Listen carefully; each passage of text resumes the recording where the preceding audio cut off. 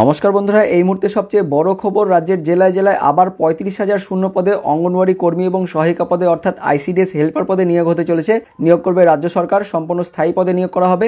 তো কবে থেকে এই নিয়োগ প্রক্রিয়া শুরু হবে, এইসব পদে আবেদন করার জন্য আপনার শিক্ষাগত যোগ্যতা কি লাগবে, কারা কারা এখানে আবেদন করতে পারবেন, আপনাদের মাসে কত টাকা করে বেতন দেওয়া হবে, কি আপডেট আছে বিস্তারিত আমরা জেনে নেব আজকের এই ভিডিওতে। তবে তার আগে আপনি যে ভিডিওটি দেখতে পাচ্ছেন তার নিচের দিকে সাবস্ক্রাইব বাটনে ক্লিক করে পাশের ঘন্টাটিকে বাজিয়ে অল নোটিফিকেশন অপশনটিকে সিলেক্ট করে দেবেন। ভিডিওটি ইনফরমেটিভ হয়ে থাকলে বা ভালো লেগে থাকলে লাইক করবেন, অনেক শেয়ার করে দেবেন। সেই সঙ্গে আপনি এই ভিডিওটি যে জেলা থেকে দেখছেন সেই জেলার নাম, আপনার ব্লকের নাম অবশ্যই কমেন্টে জানিয়ে দেবেন। পরবর্তীকালে আপনার এলাকার আপডেট হলে অবশ্যই আমরা আপনাদের ভিডিও করে জানিয়ে দেবো। তো বন্ধুরা, কি আপডেট আছে আপডেটটি আমরা দেখবো। তো দেখতে পাচ্ছেন বর্তমান পত্রিকায় কিন্তু এটা প্রকাশিত হয়েছে। শুরু ৩৫,০০০ অঙ্গনওয়াড়ি কর্মী নিয়োগ প্রক্রিয়া। বিস্তারিত জানবো কি বলা হয়েছে। অঙ্গনওয়াড়ি কেন্দ্রগুলি শূন্য পদে ৩৫,০০০-এর বেশি কর্মী এবং সহায়িকা নিয়োগ করবে রাজ্য সরকার। ইতিমধ্যে কয়েকটি জেলায় নিয়োগ প্রক্রিয়া শুরু হয়ে গিয়েছে। শুক্রবার বিধানসভায় এমনটাই জানিয়েছেন নারী, শিশু ও সমাজ কল্যাণ দপ্তরের মন্ত্রী শশী পাজা। জেলা শাসকের নেতৃত্বে গঠিত বিশেষ কমিটির পরীক্ষার মাধ্যমে নিয়োগ প্রক্রিয়া সম্পন্ন করবে নবান্ন। তবে এই সব কেন্দ্রে কর্মী নিয়োগে দেরি হওয়ার জন্য কেন্দ্রীয় সরকারকে দায়ী করেছেন মন্ত্রী। তার দাবি, কেন্দ্র নিয়োগ সংক্রান্ত নিয়ম কানুন পরিবর্তন করার জন্য এই সমস্যা তৈরি হয়েছিল। এখন সে সমস্যা দূর হয়েছে। প্রসঙ্গত, কেন্দ্রের নয়া নিয়মে অঙ্গনওয়াড়ির কর্মী ও সহায়িকা পদে অর্থাৎ আইসিডিএস কর্মী এবং হেল্পার পদে উভয় পদে আবেদনের জন্য ন্যূনতম শিক্ষাগত যোগ্যতা হতে হবে উচ্চ মাধ্যমিক পাস, অর্থাৎ আপনাদের 12 পাস হতে হবে।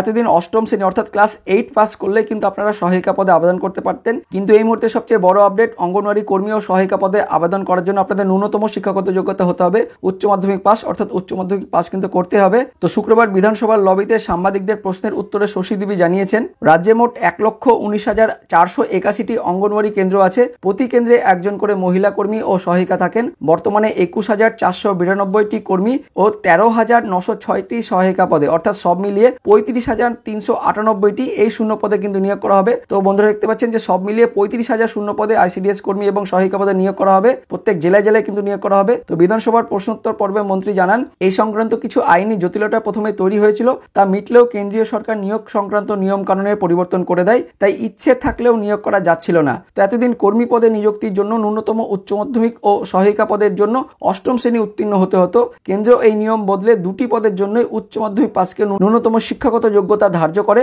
আগে নিয়োগের বয়স সীমা ছিল 18 বছর থেকে 45 বছর, তো সেটাও কমিয়ে 18 থেকে 35 বছর করা হয়। তো বন্ধুরা দেখতে পাচ্ছেন যে ন্যূনতম যোগ্যতা কিন্তু আপনাদের 12 পাস হতে হবে, তার সঙ্গে আপনাদের বয়স হতে হবে 18 থেকে 35 বছরের মধ্যে। তো দুটি ক্ষেত্রে রাজ্য সরকার নির্দিষ্ট কারণ দেখিয়ে আপত্তি করেছিল। তার প্রেক্ষিতে কেন্দ্রীয় সরকার জানায়, অষ্টম শ্রেণী পর্যন্ত শিক্ষাগত যোগ্যতা নিয়ে যারা সহায়িকা হয়েছেন কর্মী পদে তাদের পদোন্নতি আটকাবে না। সেক্ষেত্রে অবশ্যই অন্তত 10 বছর সহায়িকার পদে কাজ করতে হবে সংশ্লিষ্ট প্রার্থীকে। অর্থাৎ আপনাদের কর্মী এবং সহায়িকা দুটি পদে আবেদন করার জন্য আপনাদের উচ্চ মাধ্যমিক পাস হতে হবে, বয়স হতে হবে 18 থেকে 35 বছর। তবে যারা ইতিমধ্যে 10 বছর সহায়িকা পদে কাজ করেছেন তাদের কিন্তু কর্মী পদে পদোন্নতি করার জন্য কোনো কিন্তু অসুবিধা হবে না, এমনটাই কিন্তু জানানো হয়েছে। অর্থাৎ যারা নতুন আবেদন করবেন তাদের কিন্তু আপনাদের উচ্চ মাধ্যমিক পাস করতে হবে, বয়স হতে হবে 18 থেকে 35 বছর। সে সঙ্গে এখানে জানানো হয়েছে, অঙ্গনওয়াড়ি প্রকল্পের খরচের 60 ভাগ দেয় কেন্দ্র ও 40 ভাগ দেয় রাজ্য সরকার। রাজ্য সরকার এই নির্দিষ্ট খরচের বাইরেও কর্মী সহায়িকাদের মাসিক ভাতার জন্য মাথাপিছু যথাক্রমে ৩,৭৫০ ও ৪,০৫০ টাকা করে দেয়। ফলে কর্মীরা সব মিলিয়ে বেতন পান ৮,৩৫০ টাকা এবং সহায়িকারা বেতন পান ৬,৩০০ টাকা করে ভাতা পাচ্ছেন। তো এই সম্বন্ধে পরবর্তীকালে নতুন আপডেট এলে, অর্থাৎ যখন আপনাদের জেলায় জেলায় নিয়োগ প্রক্রিয়া শুরু হবে, তো সেই সমস্ত জেলায় জেলায় আপনাদের কবে থেকে নিয়োগ প্রক্রিয়া শুরু হবে, আপনাদের কিভাবে ফর্ম ফিল আপ করতে হবে, তো সেই সম্বন্ধে আপডেট এলে অবশ্যই আমরা ভিডিও করে জানিয়ে দেবো। তার জন্য অবশ্যই আপনাদের জেলার নাম এবং আপনাদের ব্লকের নাম কিন্তু কমেন্টে জানাতে হবে। আপনার এলাকার যখনই নতুন আপডেট আসবে তখনই কিন্তু আপনাদের আমি ভিডিও করে জানিয়ে দেবো। তো অবশ্যই ভিডিওর কমেন্ট সেকশনে গিয়ে আপনাদের জেলার নাম এবং ব্লকের নাম কমেন্টে জানিয়ে দেবেন। আর ভিডিওটি ইনফরমেটিভ হয়ে থাকলে বা ভালো লেগে থাকলে একটা লাইক করবেন, অনেক শেয়ার করে দেবেন। তো দেখা হচ্ছে পরবর্তী লেটেস্ট আপডেট নিয়ে। ততক্ষণের জন্য বন্দে মাতরম, জয় হিন্দ।